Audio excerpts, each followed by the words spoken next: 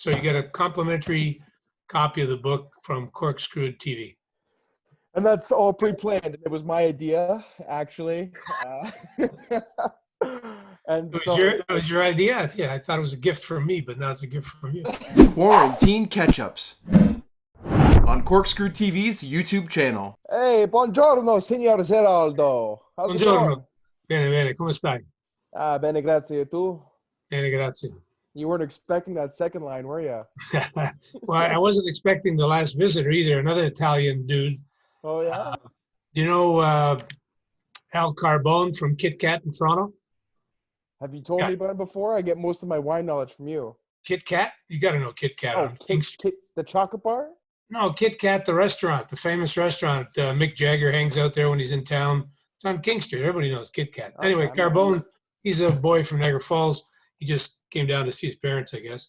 And I just put a bottle on the gate for him. And he's gone back to Toronto with a bottle of Ziraldo. Actually, it was the table wine that I made. Oh, not even the ice wine. No, the ice wine I got right here. This one I'm going to pour. Have you got a glass? No. What's the matter with you? Come on. I know. We're doing a virtual drink tonight. So, yeah, thanks. Rub it in.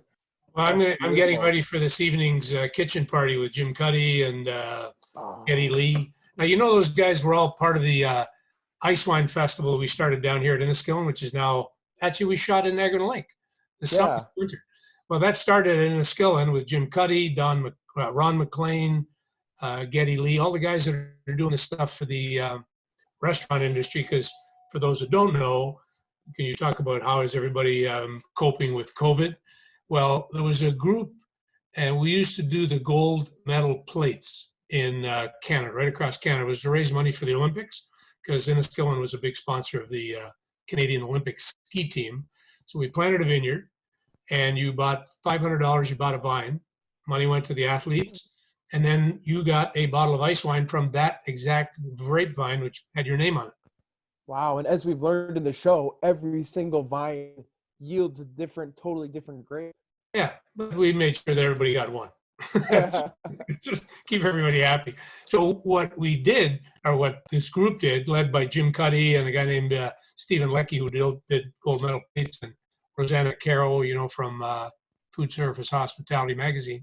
Every Wednesday night, people are brought on to go buy a takeout. So I just ordered some Pingue prosciutto from Mario Pingue. Mario, yeah. In Grimsby. So we're going to do that. Got my ice wine ready. And at 8 o'clock, you tune in on, I guess it's some on Facebook. I don't know if you have it. You should put it up for your customers. And on Wednesday night, they entertain out of their kitchen, like here's Cuddy in his kitchen, singing away, strumming along. And the money's helping raise the restaurant industry, which is taking a real shit kicking, obviously. I feel bad for those guys. And, they, in some cases, represent a huge business for the wine industry. So not only is the wine industry been hit, especially with closing retail and the restaurants where some sell a lot of wine through there. They, restaurants, sommeliers are our key people. So Jim Cuddy's obviously bringing the music to the event. What are you bringing, your ice wine, or are you doing some kind of artistic dance? Or I think he's got his own label. All these celebrities. That's what's really contributed to the ongoing success of Canadian wines is Jim Cuddy's got a label. Who else? Tragically Hip did one.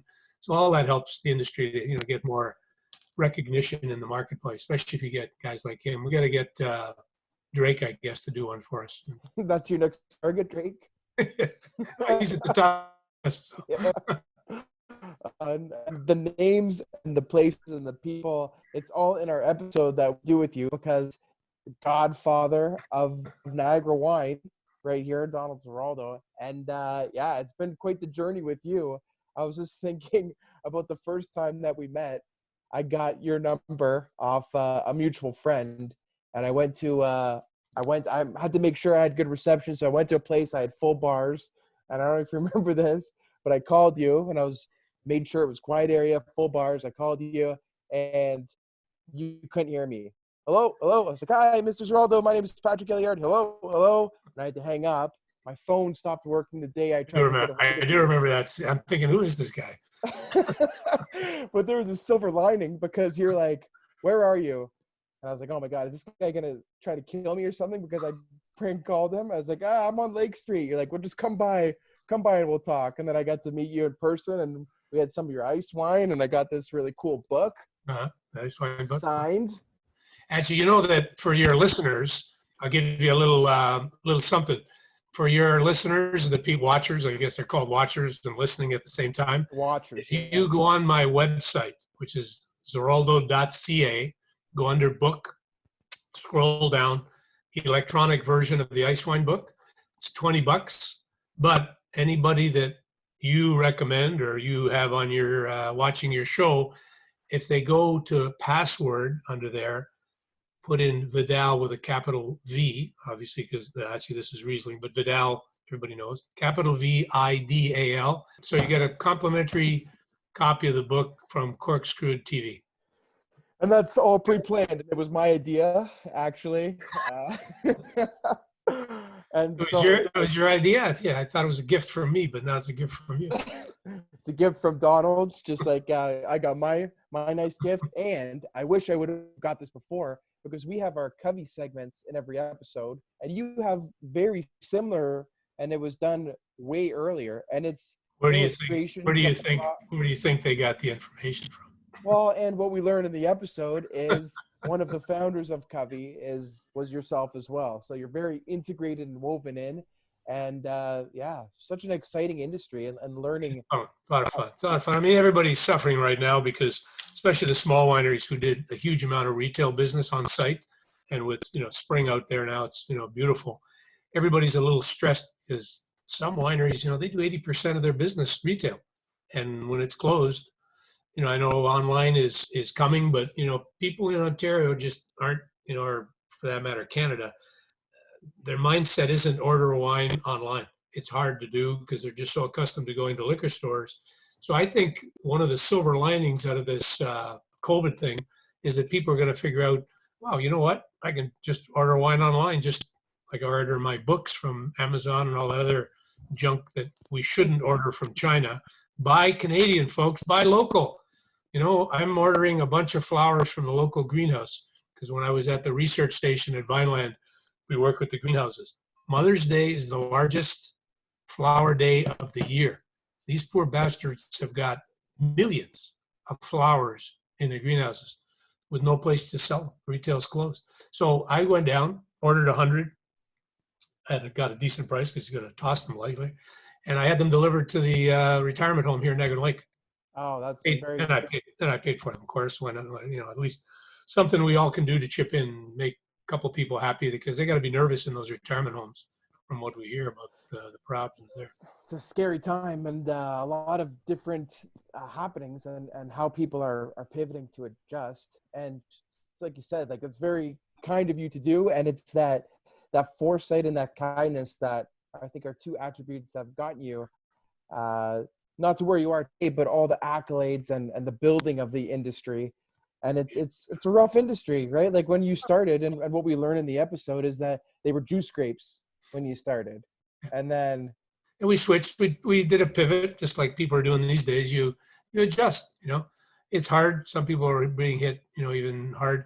The growers, their concern was getting farm labor. And what's interesting is, my mother's in the nursery business, and they've told me that under the restaurants, and particularly there's a couple of Vietnamese restaurants, they closed because of the restaurant restrictions, and they all came out to offer to work on the farm, which I think, a lot of people that are unemployed or, back home because they can't work in a restaurant or in retail, go check your local farmer. I mean, they all need help, and they're having trouble getting people in from the Caribbean and Mexico. There are 20,000 farm laborers come into the Niagara region, and this year they're not all coming because there's a lot of restrictions. They're being quarantined isolated, self-isolated for 2 weeks before they can even go out in the field. And then of course out in the field is great because you're separated by rows, by vines, trees. It's fairly easy to manage. You get free sunshine, no charge. Get a tan. We'll give you a shovel and lifting weights. No charge. You don't have to go to the club. I think it's closed anyways. So, and we pay you on top of that. Wow, these are all things that you would pay to go do. Go work out, go get a tan. Yeah, and you're Thank helping the you. farm community, and we pay you for it. So it's not a bad gig. So people should try it. And the other thing, when we hire somebody at the winery, I don't care if you're the salesman or if you're going to take my job as the president or you're a bookkeeper. You spend 2 weeks, a week in the farm, learning how grapes grow and how to pick them. Then you spend a week in the winery. They always give everybody the worst jobs. But when you come out of there 2 weeks later, not only do you know a little bit about what you're selling, you know about the grapes they're made from, how it's processed, and after you've done the work, you appreciate how not so easy it is to make a great bottle of wine, especially ice wine, which is even high risk. Oh, and we've kind of threw ourselves in that, as I think you've seen in some of the episodes, a little teeny slice of seeing an ice wine harvest, the process that goes into sparkling wine, all the different variations of varietals, and how they all need different combinations of sunlight and water, and then they're all so unique. And it's really, now when Ralph and I open a bottle of wine, it's we're really uncorking hard hours of work, hundreds of hours of work. And each winery, you uncork a story, and it's great, and people get engaged in that. So the opportunity, because we get people calling us to come and pick ice wine, but it's at night, it's 10 below Celsius, it's cold. Not many people last. They never get dressed properly. They should come double ski outfits, and this is an opportunity to come and do it. Beautiful spring day outside, you get fresh air. It's we give you a mask. We follow all the rules and maybe more some. But I think it's the kind of thing people can do to help out during these times where everybody's trying to do their part. And speaking of masks, we were talking yesterday, and you're doing something kind of cool for the mask initiative. Yeah. Well, my pharmacist, Julie Dick, she just opened a pharmacy in Virgil, and so nice, really nice young lady, and went out on her own. I always like to support young people, and she took that initiative. So we got talking. I picked up something, I don't know, and she said her mom is making masks, so she got nothing to do at home. And I said, wow, really? Yeah, she's shirts. So a guy had just sent me from, I should look up his name. He's a Toronto tailor. I met him at the film festival. He's on King and Bay, and he does tailored suits. And he sent me a 45-minute video on how to make masks. So I sent it to Julie, took my shirts, and I went through my closet. I believe I had 63 shirts, Bertolli and a bunch of designer shirts. Nice. And you get a frayed collar, a little stain. I'll wear it on the farm. I never wear it. So I took 63 or some shirts down, and so we're handing out Ziraldo Dick designer masks at the pharmacy for free. They're just donations to people. So, everybody's doing their part. So, and hopefully, this thing will eventually go away if we all adhere to some pretty strict rules. People have got to be careful. Stick to the rules, and we learned that growing doesn't stop just for the quarantine. And we're talking to grape growers and people like yourself, and we have to pivot to adjust because the vines aren't self-isolating, the grapes aren't. Yeah, they don't. Even though there are, viruses are a big in viticulture. I don't know if you know that. It's a concern, bringing plant material in when we were, bringing European varietals in and so on. So the virus issue's always been an issue. And, I even made a bit of a joke out of it to say that, if viruses are a problem in the vineyard and we could fix that problem, we'd go and get our wine or, alcohol from Dillon's or distill our own and then spray it all over the vineyard and fix the problem. It's not that simple. It never is. What we found, or else there would just be giant refrigerators to make ice wine. You wouldn't have to worry about the...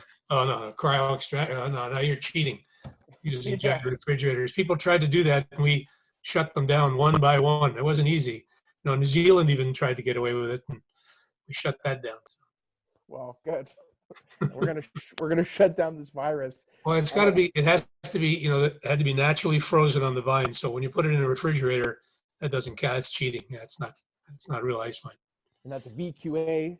It has to have the VQA. I mean, that's how people can tell, because people say, how do you know? Well, if it hasn't got VQA on the label, which means 100% from Canada, period, end of conversation. It's the appellation system that we use in Canada, like the French use the AOC, Italian use the DGC? DOC, Denominazione di Origine Controllata.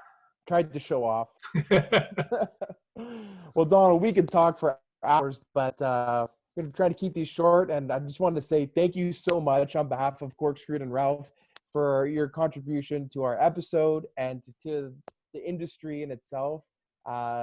It's our pleasure. And, from an educational point of view, it's just great to get out and help educate people. And the little clips you put in from, I think, supplements the discussions in the field with the farmers and the growers. And I think it's a great tool. Thank you.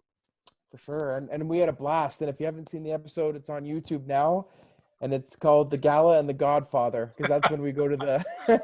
Okay, I'll have to check it out. I remember shooting it. I haven't seen it. I'll have to look at it.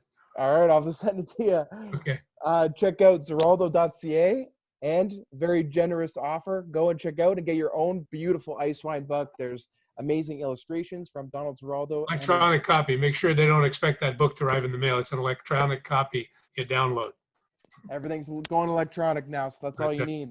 But beautiful stories, beautiful pictures, and explains everything you need to know. So thanks again, Ciao, Pat. Signor Ciao. Buongiorno. Ziraldo. Buonasera. Buonasera. Salute. Cheers. I wish I